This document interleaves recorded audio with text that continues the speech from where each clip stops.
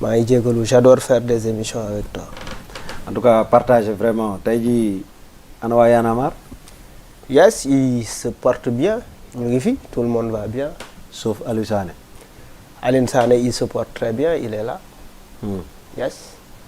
fu ay xibaaram toll mandat de dépôt. oui loolu la ñu wax waaw ouais, mais on attend le mandat d'amener. da ngeen xaar loolu bu ñëwee jël si ko lu ngeen di def. parce que non en fait une décision de justice li ci topp mooy effectivement jël puisque en fait il est juge bi nee na plutôt nee na waa parquet nee nañ waa parquet ñoo def appel parce que c'est important qu'on rappelle. qu'est-ce qui se passe li xew mooy la date du 29 mai Aliou Sané a été arrêté devant chez Ousmane Sonko. cité Kër Gorgui. cité Kër Gorgui accompagné d'une délégation de F24 des forces vives. bi Aliou Sané wàccee otoom jéggi journalistes yi topp ko di ko interviewé. police ñëw pamti pamtee ko diri ko de la manière la plus humiliante yàpp ko ci oto yóbbu ko. donc Aliou Sané fekkewul li xew le 1er juin. fekkewul li xew le 2 juin. fekkewul tout ça parce que en ce moment mu ngi diggante commissariat mu ngi diggante nu mu tuddati sax Colobane. gendarmerie Colobane section de recherche ak tribunal di jaabante di am ay retour de parquet. boobu ñu ngi ko toppee participation à une manifestation non autorisée jël ay charges yu bëri effectivement teg ko ci kaw chef d'inculpation yi. léegi nag yàlla dimbale ñu am avocat bu am solo bu baax très engagé qui croit aux causes citoyennes. Maître Moussa Sarr. d'accord moom ku am jafe-jafe ay nit dof ak ñëpp ku am jafe-jafe mu taxawula te du laaj dara c'est l'occasion également de le remercier parce que c'est très rare de voir des avocats engagés sur ces questions-là. ñi ci ëpp dañ ciy dugg pour am ci tur wala ñu ciy dugg effectivement pour ñu fay leen xaalis. donc Maître Moussa ñu ngi koy jaajëfal bu baax a baax. donc Maître Moussa Sarr bi procureur joxe dossier bi juge d'instruction bi ñu dem juge d'instruction bi effectivement ne Aliou Sané bëgg ko yóbbuwaat beneen retour de parquet. Aliou Sané ne ko soit vous m'emprisonnez soit vous me laissez rentrer à la maison. parce que les conditions yi ma gis de détention mooy les détentions provisoires les gardes à vue là li ma gis doy na waar parce que y a énormément de personnes qui sont arrêtées et les conditions sont déplorables. et man depuis une semaine maa ngi def aller-retour dans ces conditions-là je ne veux plus amener moi en prison. léegi bi loolu weesoo avocat bi joxe ay arguments. pour ñu jox ko LP. liberté provisoire. mu jël avocat bi jël la vidéo de l'arrestation de Aliou Sané et la vidéo a montré que Aliou Sané n'a fait aucune résistance n'a opposé aucune résistance aux forces de défense. Aliou Sané a été très correct. par contre moom lañ doon toroxal à la limite pour yóbbu ko ci fourgonnette bi pour yóbbu ko.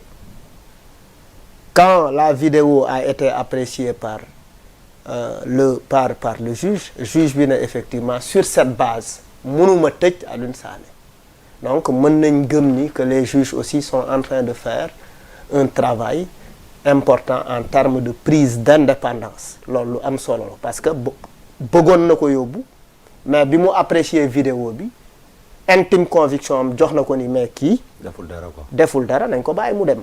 d'accord ñu bàyyi ko mu dem. biñ ko bàyyee mu dem ñu toog quelque temps. après. parce que Aliou Sané n'a pas arrêté de parler Aliou Sané après il a def na ay communiqué il continue de coordonner le F24. parce que quand même c'est lui la cheville ouvrière de F24 c'est le vice-coordonnateur il est le vice-coordonnateur di ci def liggéey bu am solo parce que en amont c'est important Alioune Sané c'est lui en fait le tisserand diggante toutes ces forces vives là qu'on ne parvenait pas à réunir Y en a marre par la personne de Alioune Sané am crédibilité wu effectivement boole ñooñu ñëpp pour ñu mën a nekk ci benn plateforme muy faciliter les réunions di coordonner avec tout le monde donc il parle avec toutes ces personnes ou toutes les organisations qui sont dans la plateforme. D'accord. mu continuer di défendre F24 di wax xalaatam sur le pays sur la démocratie sur le troisième mandat et puis même il am na benn communiqué bu mu jotoon a def sax en parlant de la démission de Macky Sall. léegi quelques jours après.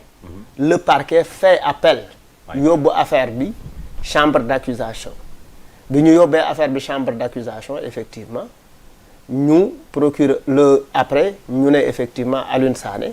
le parquet nañ waa chambre d'accusation neen mandat dépôt. confirmé xalaatu li kële waxoon. li procureur waxoon bu njëkk avant que le juge d'instruction ne libère Alioune Sané. d'accord léegi nag bon li ñu jàpp ci yi demee nii loolu la tubaab bi di wax procédure bâillon mooy lan. mooy jël c'est un système boo xamante ne magistrature bi da koy yor di ko teg ci kaw effectivement des voies alternatives des voies dissidentes ñiy wax bu baax a baax pour effectivement au lieu ñuy am xel ak xalaat pas-pas bi ñu amoon ci dox lépp li nga xamante ne mooy ces questions là dootuñu ko tal. Par exemple ils veulent que Alioune Sané soit préoccupé maintenant par sa défense que par les problèmes du pays. kon c'est une stratégie. Oui, c'est une forme de divertissement. C'est plutôt une stratégie pour effectivement dire à Alioune Sané maintenant am nga lu la doy. am nga lu la doy. yamal ci say mbir. yamal ci say mbir toppatool say affaire ngay jaabante say avocat di def ay pourvoi et cetera et cetera et toi tu n'as plus le temps de parler de l'essentiel. C'est une manière assez vicieuse effectivement d'étouffer ou bien en fait de faire taire de fortes voix. C'est une décision politique alors. mën naa ko gisee noonu mën naa ne effectivement justice bu ñu politiser effectivement mooy am stratégie yu demee noonu. benn justice bu nekk de connivence avec l'exécutif. nga leen de Malal. Oui, mais je veux dire la justice c'est pas tout le monde. Je ne dis pas que toute cette justice est corrompue. Je ne dis pas également que toute cette justice est à la solde de l'exécutif. Je dis qu'il y a de bonnes volontés, de bonnes personnes qui font des efforts. C'est une chaîne. Oui, c'est une chaîne.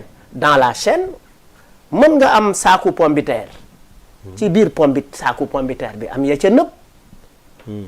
ba yi nëpp mën na wàll yeneen pombiteer yi ñu nëpp. ba yëpp nëpp finalement maintenant nag le fait qu'on se prononce en disant que lii baax na mais lii des na ça fortifie ceux qui sont en train de faire des efforts pour que effectivement nit ñi pour que effectivement ñu gën a mën a dëgëral seen taxawaay gën a xam ni effectivement ñu ngi ci yoon bu baax. mais Malal en bon citoyen naka ngay comprendre yow dem participer ci manifestation bu ñu d'accord. mais dem que aller dire bonjour à Ousmane Sonko ce n'est pas participer à une manifestation non autorisée. Quand on vous dit cette manifestation est interdite. Non, ce n'est pas une manifestation. Ouais. Rassemblement interdit. Oui, en mais quelque sorte. Ce n'était pas un rassemblement. Bi ñu koy jël peut-être les autres éléments du rassemblement c'était les journalistes. Il y avait personne d'autre. Il n'y avait que Alioune Sané face aux journalistes. Les autres membres de la plateforme F24 étaient là-bas. Parce que l'intention on dit. Oui, et puis que dañuy dem yëkkati blocus yu barrière. non c'est pas ça. musuñu wax loolu. Alioune Sané musul wax loolu.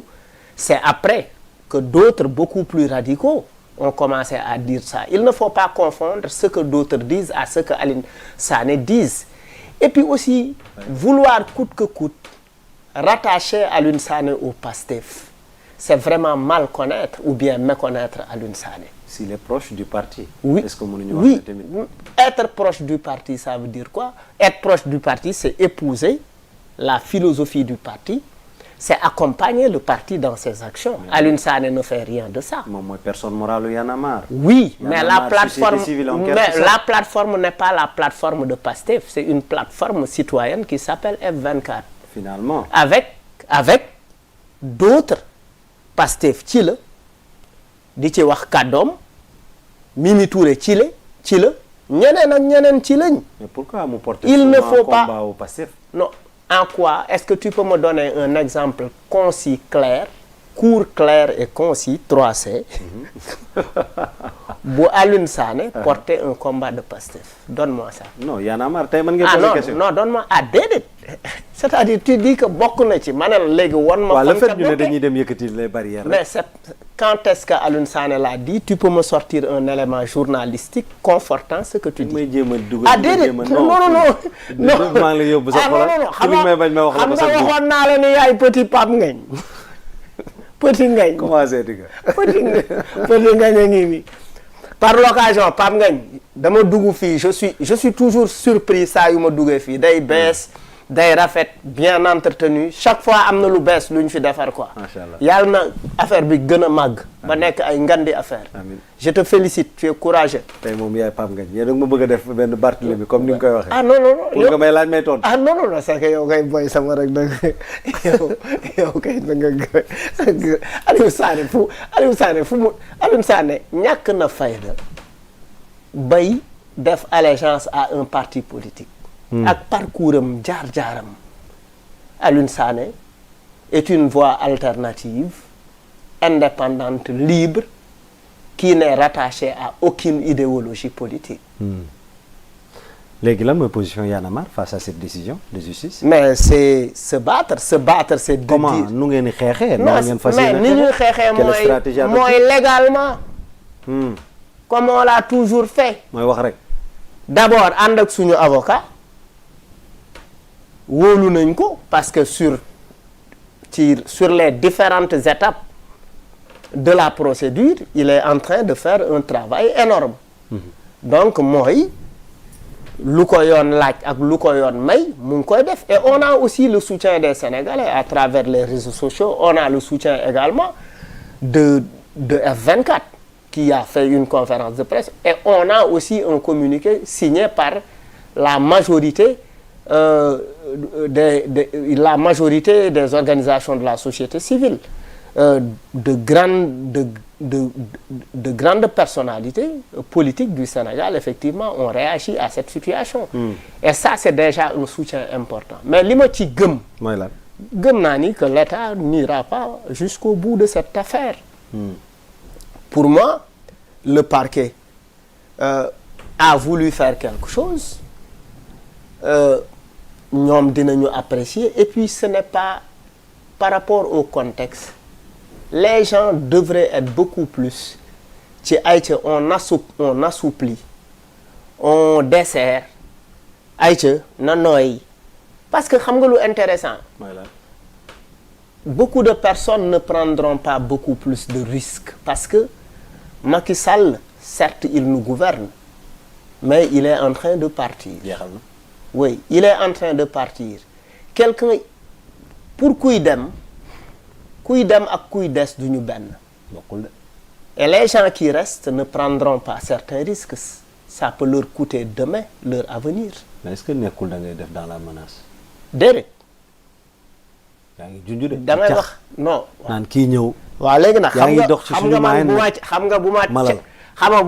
ma waxee. naan kii ñëw. bu ma nee fukki tubaab ci biir géej. yow nga ne tamaate la ça c'est un problème waxuma tamaate la. man xel bi jëriñ lu du xal. non fukki. naan kii ñëw. man dama ne la du jël risque boobu di dox suñu bopp yi. dama ne la su ma jékki-jékki woon ne la. waaw am na loo xamante ne dafay solu ba jekk te du génn. waaw. yow nga ne non mango la. waaw yow yaa wax mango la. te léegi mënoo ma wax ma perta bi wala nangam mu ngi tëb bi kaw laal ba nga expliquer ma ko d'une manière claire. non mais nekk fi naan ma kii ñëw. warul sax jël risque boobu. Macky jeexal na waxuma kii ñëw. non noonu nga ma ko caxee quoi. déedéet waxuma kii ñëw je ne suis pas sur le président xam nga dama ne tey dañ nekk ci administration. waaw.